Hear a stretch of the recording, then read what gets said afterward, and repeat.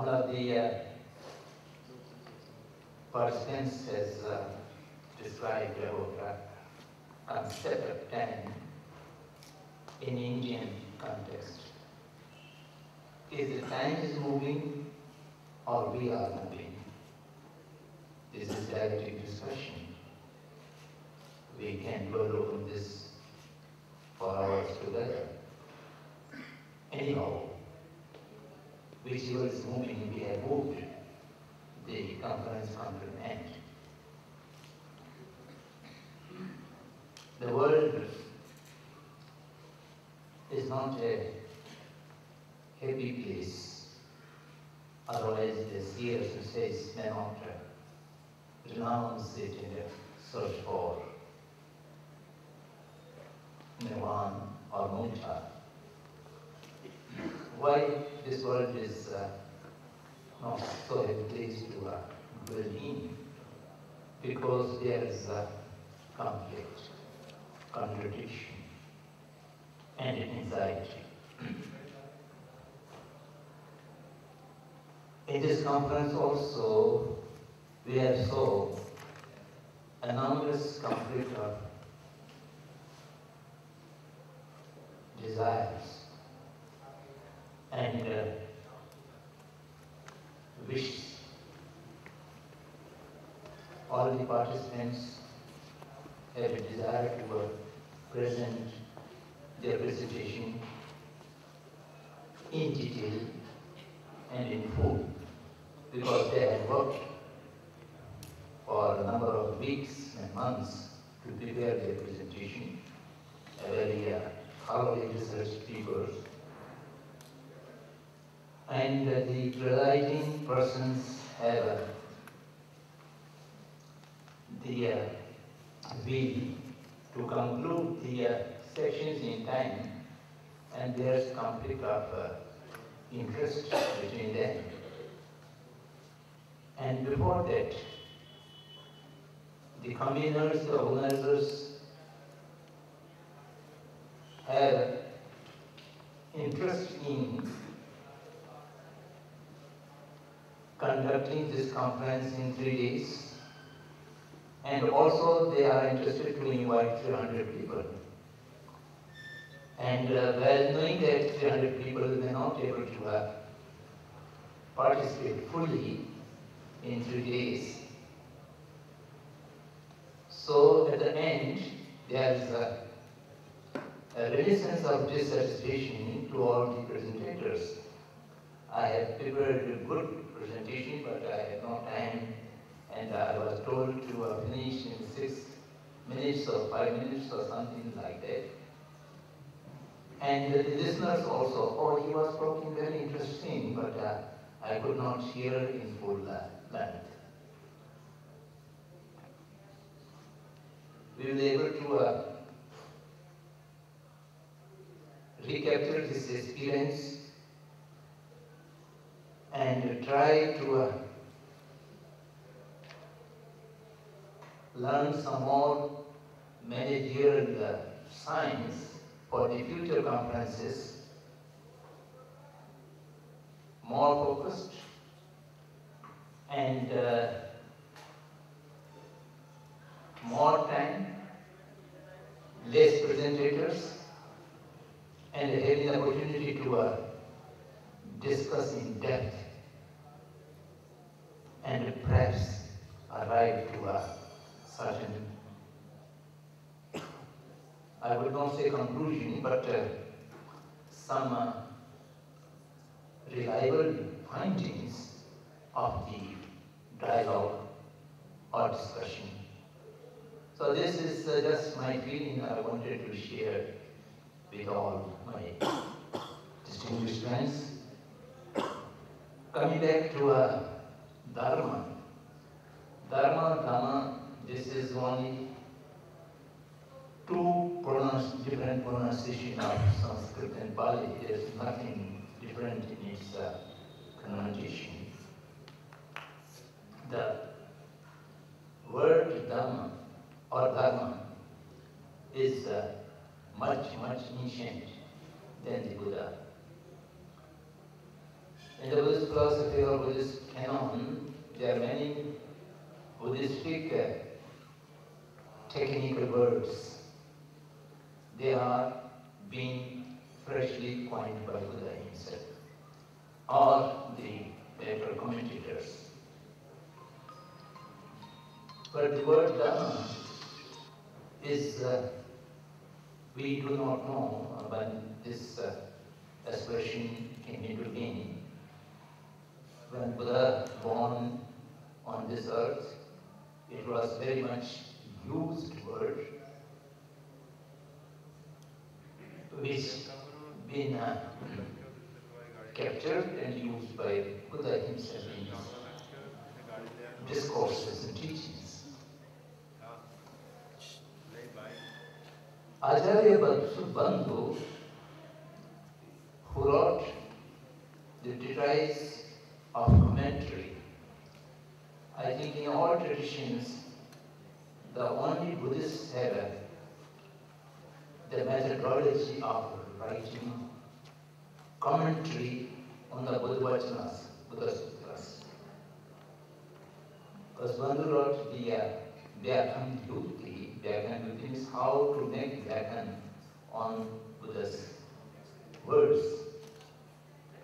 And he described 5 major rules how to comment. And among them, one rule is how to define the commentation of the word. And in that chapter, he had chosen about 50 technical words and how the Buddha had used this word for what kind of meaning. And then he comes to the word Dharma. He found Buddha had used in 10 different connotations in 10 different contexts and occasions.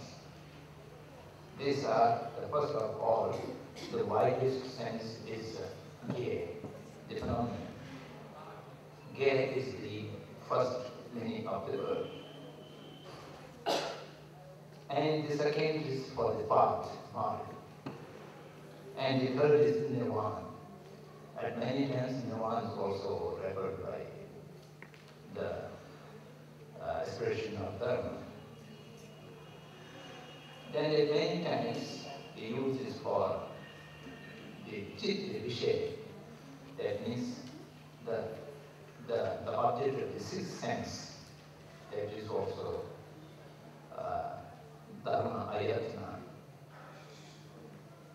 And used for bhav, the fortune, used for ayu, the life, and used for vachan, the shasana of the teachings, and used for sometimes bhautik, the future, the coming. And at many times used for niyat. Niyat is also an old expression. Then finally, the Dharmaniti. Dharmaniti means most usually for Shastra.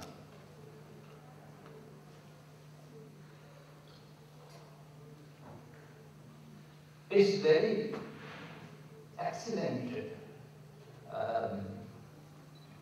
survey by Bandhu, the entire Buddha's own vachanas and at what place for what connotation he has used the Dharma. Usually, the Dharma is more used for nature or law or doctrine, but Buddha has not used this word for these kind of things. Of course, it doesn't mean that this expression does not carry these meanings. I'm just mentioning this to draw your attention whenever we discuss some particular technical word in the context of a vast canon such as Buddhism, then we have to understand not to be carried away by just our knowing connotation of the word. We have to understand it in particular text and in particular context. So that is very important. But our conference is not to discuss the shadarth of the words. We are looking for much more wider scope of the connotation of these words. And for that matter, I was much impressed by the great Professor Rao's presentation this afternoon, the Gandhi's Dharma, the Dharma of Gandhi's. In recent time, Gandhi was the outstanding person who lived by Dharma and who practiced the Dharma and who is in search of Dharma. And I think it is very appropriate and relevant to talk about Gandhi's thoughts in the context of Dhamma tradition. These are just my straight thoughts. Since there is not much pressure of time, and Professor Bhatt is quite relaxed, so I try to mention these few things. Finally, I am so grateful to all of the participants for your excellent presentation and participation, the interest you have taken. And as I mentioned before, the university is just an independent state, and we have to nurture it. And without your cooperation and your blessings and your active participation, it will not be able to achieve the desired goals. I am sure you will have a very in-depth sympathy, material support, academic support to make this university as desired by its founders. And I also express my appreciation for your very active participation and your serious work in various fields to find out the tathata, and our joint effort would be in the direction of the benefit of all sentient beings. With these words, I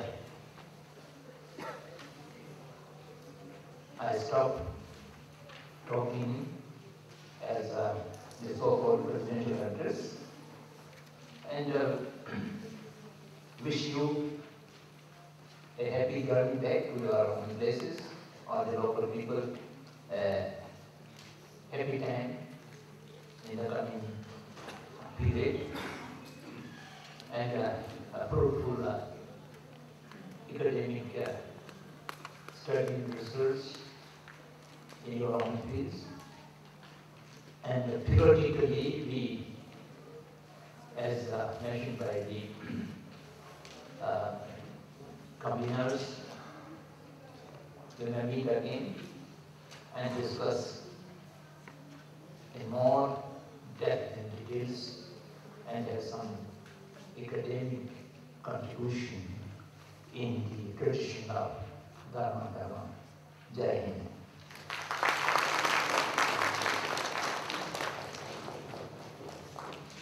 Thank you, sir, to shower upon us such a meaningful address as the cool water drops on hot sand as we absorb your meaningful words in our hearts. Lives of great men reached and kept were not attained in sudden flight, but while their companions slept are toiling upward in the night. ऐसे ही great scholar Dr. S.R. Bhatt जी को now I call to propose the vote. Thanks.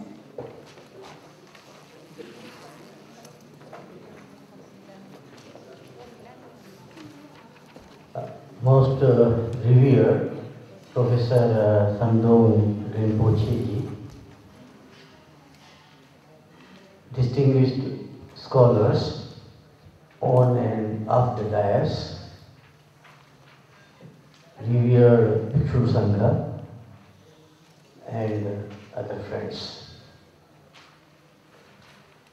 On the concluding occasion of this 3-day international conference, I have the pleasant duty to propose a vote of thanks.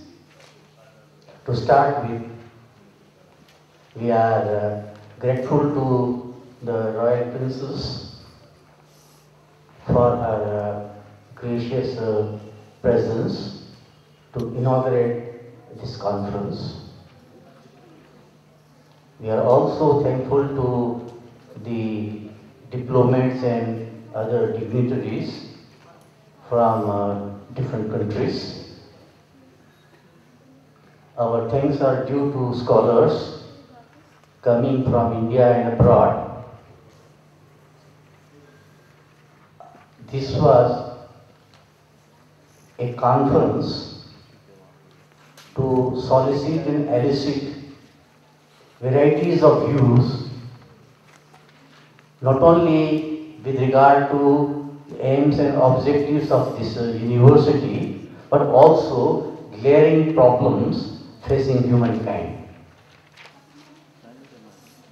It was not a seminar for in-depth discussion and deliberations. Friends, brevity is an art, and we expect intellectual elites to be adept in that delivery. That's why we selected a good number of scholars from different parts of the world to present their views in shortest possible time. There need not be an occasion for further discussions and deliberations, which can be conducted in the form of subsequent reflections when they go back to their respective places. I hope that in future also, if such conferences are organized, we may invite good number of scholars and share their visions and views to be benefited from their experiences. And therefore, time constant will have to be observed. It can't be that one can keep on speaking for hours together. That's not possible in an international conference.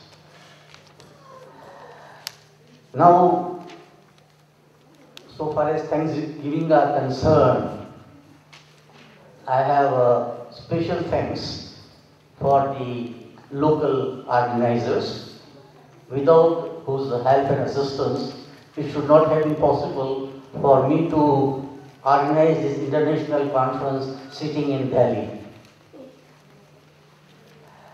We had cooperation from the staff of Sanchi University, India Foundation, and since our respected officer on special duty happens to be the Inspector General of Police, we had a large contingent of police people to help us, to guide us, to protect us, and therefore our special thanks are due to them. The Department of Culture of Madhya Pradesh government gave us a nice support, and we are especially thankful to them. But most special thanks go to our beloved Chief Minister. I am domicile of Madhya Pradesh, and I am proud of our Chief Minister.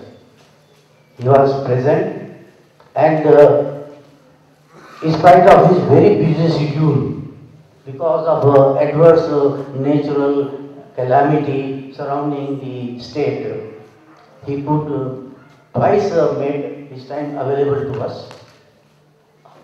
He not only was present in the inaugural session to deliver a very enlightening speech, but was also present with us during dinner, which he himself hosted. Though throughout the day he was busy in visiting flood and hailstorm affected areas, he could make it convenient to come and be with us for more than an hour. So we are really thankful to him. We are thankful to our Chancellor.